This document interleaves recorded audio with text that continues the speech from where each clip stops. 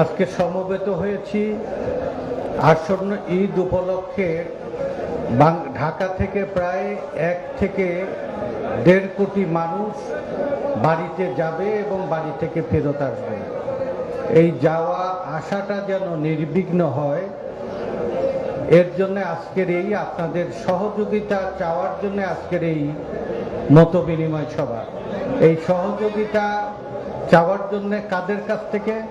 যারা বাসের মালিক, যারা বাসের শ্রমিক, যারা টার্মিনালের ব্যবস্থাপনার সাথে জড়িত তাদের কাছে। মালিক একটা গাড়ি যখন ছেড়ে দেয়, পথে চলে যায়, তখন শ্রমিক এর মালিকের পক্ষে প্রতিনিধি হিসাবে যাত্রীর জানমালের নিরাপত্তা তার হাতে থাকে। পথে কারা কারা থাকে?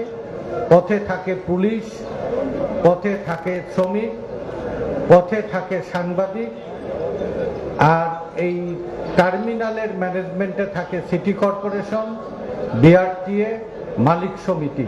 এই 6টা কম্পোনেন্ট যদি একসাথে চিন্তা করে আলাপ আলোচনা করে, তাহলে মানুষের ভোগান্তি অনেকাংশে কমে যাবে। এই ভোগান্তি কমার জন্যে আমরা ঐক্যবদ্ধ এই মোটিভেশন সভাগুলো আমরা গত 2টি ঈদে আমরা এই মেথডটা, এই কৌশলটা অনুসরণ করার কারণে সুফল পাওয়া গেছিল। অতীতে আপনারা দেখেছেন গাবতলী বাস টার্মিনালে এত মানুষ ঈদের জামাত এখানে হয়েছে, আরিচা ঘাটে ঈদের জামাত হয়েছে, মাওয়া ঘাটে ঈদের জামাত হয়েছে, এবং দূরপাল্লার উত্তরবঙ্গের গাড়িতে 25 কিলোমিটার দূরত্বের মাঝামাঝি ঈদের জামাত, এবং চট্টগ্রাম রোডে এই রকম একটা ছবিগুলো খবরের কাগজে এবং টেলিভিশনে আসতো। দেশের সুনাম মর্যাদা দুনিয়ার বুকে খুব সমালোচিত হতো। আর পরিবহন সেক্টর নিয়ে এত বড় একটা সংগঠন প্রতিষ্ঠান, মালিকরা বড় বড় অর্থবিত্তের মালিক, ক্ষমতাবান, তারা এই পরিবহন সেক্টরে একজনের 2000, 2500 পর্যন্ত গাড়ির মালিক, এবং বাংলাদেশের শ্রমিকের সংখ্যা প্রায় 70 লক্ষ। এত শ্রমিক আর এত ক্ষমতাবান মালিকের এই বিনিয়োগের ব্যবসা, সুনাম কিন্তু একেবারেই আমাদের সুনামের তো নেই, বদনাম এবং অপপ্রচারের কোনো শেষ নেই। পরিবহন মালিক শ্রমিকদের সম্পর্কে সমাজে যে বদনাম, সে বদনামের কিছু অংশ আছে, আর বেশিরভাগই আছে অপপ্রচার। সেই অপপ্রচার যারা করছেন, তারা যে একেবারে মিথ্যে করছেন তা না। দীর্ঘদিনের যে অচল অবস্থা পরিবহন সেক্টরে, বিশৃঙ্খলা, সে বিশৃঙ্খলার ধরেন 2-4টা উদাহরণ দেই। ঈদের সামনে যাত্রী টানাটানি করে একটা গাড়িতে মালামাল তুলে ফেললেন, আর একটা গাড়িতে যাত্রীকে তুলে ফেললেন। তখন এই যাত্রীর যে দুর্ভোগ, আহাজারি, এই টার্মিনালে একটা ঘটনা ঘটলে গোটা টার্মিনালের সুনাম নষ্ট হয়ে যাবে। যদি টার্মিনালে মলম পার্টি আসে এই ঈদ মৌসুমে, এবং যখনই কোনো মানুষের সমাগম বেশি হয়, তখন এই মলম পার্টির আমদানি ঘটে। এই মলম পার্টি যদি মালিক এবং শ্রমিকরা যদি প্রতিরোধ না করে, এই মলম পার্টির যে সমস্ত অপকীর্তি, তার দায় মালিক এবং শ্রমিক এবং লোকাল পুলিশের উপর এসে পড়বে। আমরা গত 2বার অনুরোধ করেছিলাম যে টার্মিনালে কোনো মলম পার্টি যদি থাকে, তাকে ধরার দায়িত্ব মালিক, শ্রমিক এবং কর্মচারী পুলিশের, তাকে ধরে পুলিশে জমা দেওয়া।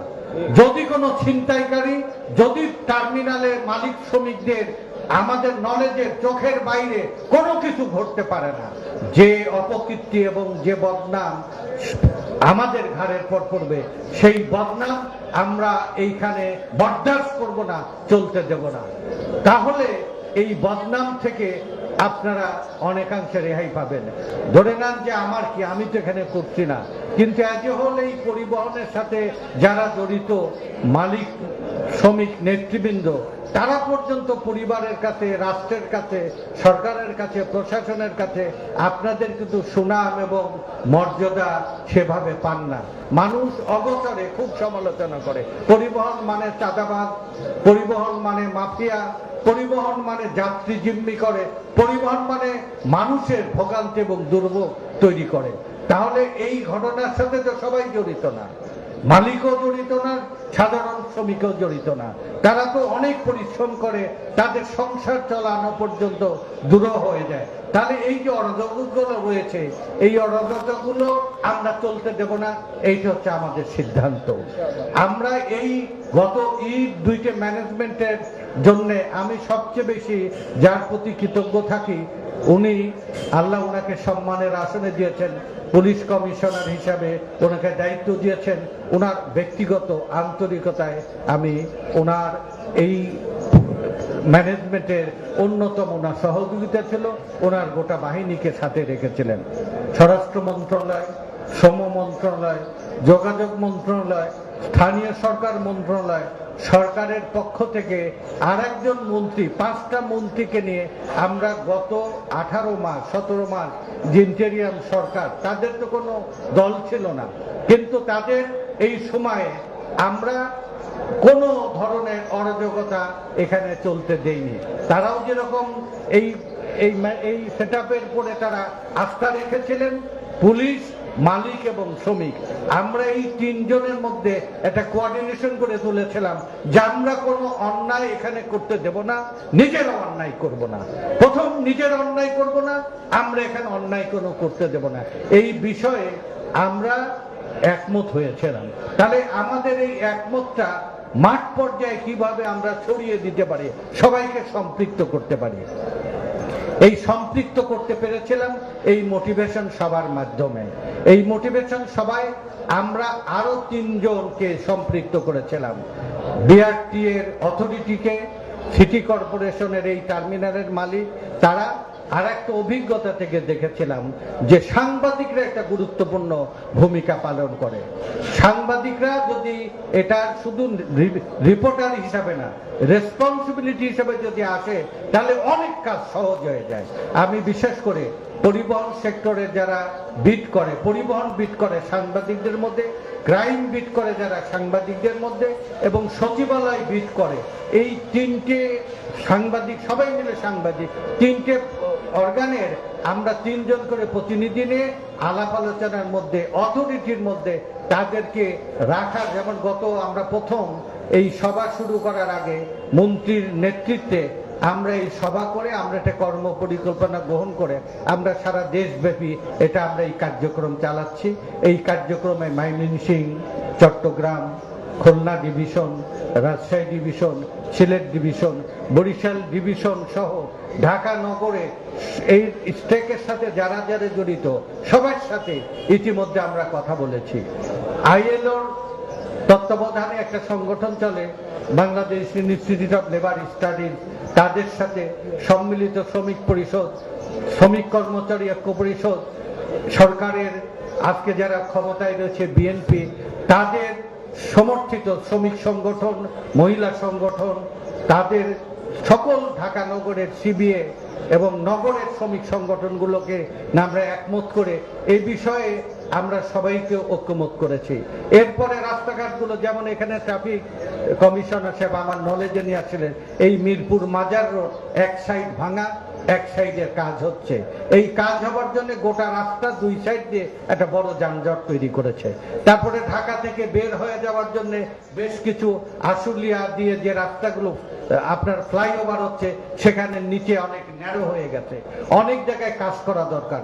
আমরা সবাই মিলে যে যে জায়গায় সংস্কার করা দরকার সেই সংস্কারের কাজগুলো ঠিক করা, যে যে জায়গায় বিভিন্ন ধরনের জটিলতা অচল অবস্থায় তৈরি করেছে সেগুলো ফিক্স করা, সমস্ত সমস্যাগুলোকে চিহ্নিত করে আমরা দায় এবং দায়িত্ব ফিক্স করেছি। যে দায়িত্ব অবহেলা করবে তার উপরে পানিশমেন্ট যাবে, যে ভালো কাজ করবে তার প্রশংসা এবং তাকে প্রাইজ দেওয়া হবে। আমরা এই পরিকল্পনার মাধ্যমে একটা সুফল পেয়েছিলাম।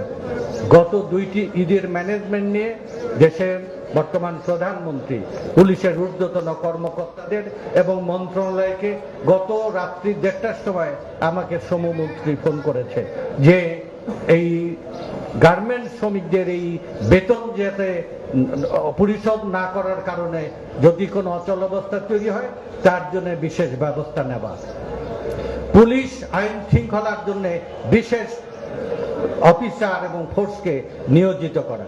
যোগাযোগ মন্ত্রী অপেক্ষা করছে, আমরা এখান থেকে যাওয়ার পর আমরা আজকে 3টে টার্মিনালে আমরা ফুলবাড়িয়া, গুলিস্তান এবং সাইদাবাদ, আগামী কালকে সংসদ অধিবেশন বসবে, তারপরের দিন অথবা তারপরের দিন আমরা গাবতলী টার্মিনাল পরিদর্শন করা হবে। এই পরিদর্শনকালে বিআরটি আসছে, পুলিশ আসছে, ওই দিন যেন আপনাদের একটা প্রশংসা আমরা শোনাতে পারি যে না ভালো হচ্ছে, সাইদাবাদ ভালো হচ্ছে, গাবতলী ভালো হচ্ছে, ফুলবাড়িয়া ভালো হচ্ছে, এখানে অন্যায় নেই, অরাজকতা নেই। কি কি অন্যায় থাকবে না? এখানে কোনো মলম পার্টি থাকবে না, এখানে কোনো এই চাঁদা ছিনতাইকারী থাকবে না, এখানে অতিরিক্ত টিকিট আদায় হবে না, কালোবাজারি হবে না, মহিলা যাত্রীদের বিশেষ করে কোনো হয়রানি করা হবে না। আমি এই কথাগুলো কেন করব?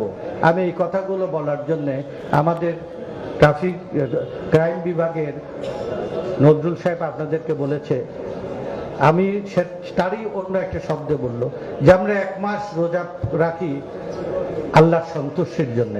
এই 1 কোটি 1.5 কোটি মানুষ যারা পরিবারের সাথে ঈদের আনন্দ ভাগাভাগি করার জন্য যাবে, তারা যদি নির্বিঘ্নে যায়, তাদের এই যদি তারা হয়রানির শিকার হয়, কষ্ট পায়, তারা যদি অসম্মানিত হয়, তাহলে দীর্ঘশ্বাস দেবে।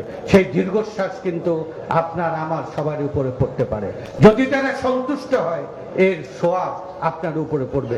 একজন তো অন্তর্যামী আছে উপরালা, তাহলে তার সোয়াব এবং তার রহমত আপনি পেতে পারেন। আমরা এই একটা মাসের, এই রমজান মাসে দুনিয়ায় বাংলাদেশটাকে যদি ভালো করতে পারি, এদেশের প্রতিটা নাগরিক তার সুফল পাবে। বাংলাদেশ যদি খারাপ থাকে, তার দুর্গতি দুর্ভোগ সবার মধ্যে পড়ে। আমরা ঈদের পরে ঢাকা নগরের ট্রাফিক ম্যানেজমেন্টের একটা গুণগত পরিবর্তন করার জন্য আমরা কাজ শুরু করার একটা কর্ম পরিকল্পনা তৈরি করেছি। ঢাকা এয়ারপোর্ট থেকে যে কোনো একটা বিদেশি নামার পরে যানজট, হয়রানি এবং এই অচল অবস্থা এবং প্রতিটা এই বিশৃঙ্খলা, তারা বাংলাদেশ সম্পর্কে একটা বাজে মন্তব্য করে। সেই মন্তব্যটা তো আমাদের ঘাড়ের পর পড়ে, যাতে করে আমরা এটার একটা চেঞ্জ করতে পারি। কেন চেঞ্জ হবে না? দুনিয়ায় সব জায়গায় পরিবর্তন হয়েছে, বাংলাদেশেও আমরা পরিবর্তন করব। আর একটা বিষয় হচ্ছে যে আমরা বলি যে চাঁদা উঠছে না, কিন্তু আবার সাংবাদিকরা বলে চাঁদা উঠছে। আমি হলফ করে বলছি, কোন ধরনের অনিয়ম আমরা চলতে দেব না। যদি কোনোটা বৈধ থাকে, সেটা মালিকের কল্যাণ, শ্রমিকের কল্যাণ, যাত্রীদের কল্যাণ, সেই কল্যাণের ব্যবস্থাগুলো করব। কিন্তু এই বদনাম করে সমস্ত মানুষের কাছে এই পরিবহন সম্পর্কে, মালিক শ্রমিকদের সম্পর্কে, পুলিশ সম্পর্কে অপবাদ, এটা চলতে পারে না। আমরা একটা চেঞ্জ চাই, আর এই চেঞ্জের জন্য আপনাদের সাহায্য চাই। এই সাহায্যের জন্য আপনাদের কাছে অনুরোধ করে যাচ্ছি, এখানে যেন কোনো মলম পার্টি এই টার্মিনালে ঘোরাফেরা করতে না পারে। ঘুরলেই ধরে পুলিশে জমা দেবেন। কোন ছিনতাইকারী যদি মালিক শ্রমিকের নজর থাকে, এই কোন ছিনতাইকারী এখানে গত 2 বার কোন ছিনতাইকারী আসেনি। কোন মালসামানা টানাটানি করা, বিশেষ করে নারী হচ্ছে আপনার মা, আপনার মাথার তাজ, তার পায়ের নিচে আপনার বেহেশত। সেই মা মনে করে তাদের প্রতি আপনি সদয় হবেন, ভালো আচরণ করবেন, আল্লাহ নিশ্চয় আপনাকে প্রতিদান দেবে। কোন নারী যেন এই টার্মিনালে শ্লীলতাহানি বা অসম্মানিত না হয়। এই ম্যানেজমেন্ট করলে, এবং গতবার আমাদের কিন্তু অফিসিয়ালি অনেক ধন্যবাদ দিয়েছিল। সবচেয়ে বড় প্রশ্ন, আমরা উপরওয়ালা ক্ষমতাধর আমাদের ধন্যবাদ দিক আর না দিক, এদেশের সাধারণ মানুষ, যাত্রী যে 1 কোটি মানুষ বাড়িতে যায়, তারা যদি দীর্ঘশ্বাস না ফেলে দোয়া করে যে এই ম্যানেজমেন্টে আমরা ভালো করেছি, আপনার ব্যক্তিগত জীবনে, আপনার প্রাতিষ্ঠানিক জীবনে, আপনার সাংগঠনিক জীবনে এর সুফল পাবে। এই ম্যানেজমেন্ট আমরা এবার নির্বিঘ্ন নিরাপদ করব। বিশেষ করে আজকে পুলিশ কমিশনের কাছ থেকে আমরা একটা রিপোর্ট পেলাম প্রথম আলোর, যে আমরা কোন কোন জায়গায় বিশৃঙ্খলা হতে পারে, সেই জায়গাগুলোতে আমরা স্টেপ নেব, ব্যবস্থা নেব। আর আমি আবার অনুরোধ করছি, কাকে কাকে ঐক্যবদ্ধ থাকলে গোটা পরিবহন সেক্টরের পরিবর্তন হবে। প্রথম দরকার হচ্ছে শ্রমিক, দ্বিতীয় দরকার হচ্ছে মালিক, তৃতীয় দরকার হচ্ছে পুলিশ, চতুর্থ দরকার হচ্ছে সাংবাদিক, পঞ্চম দরকার হবে এর নিয়ন্ত্রণকারী কর্তৃপক্ষ সিটি কর্পোরেশন, আর পরিবহন সেক্টরের অথরিটি হচ্ছে বিআরটিএ।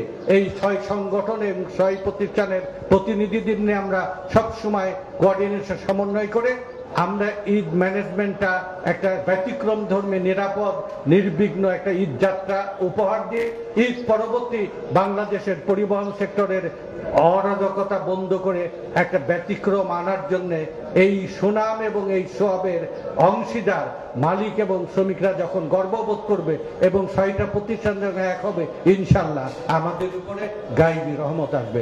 বাংলাদেশের এই অরাজকতা আমরা চলতে দিতে চাই না, আপনাদের সাহায্য চাই। আপনারা এই কাজ করতে সম্মত আছেন? আলহামদুলিল্লাহ, আপনাদের এই অঙ্গীকার উপরওয়ালার কাছে কবুল হোক।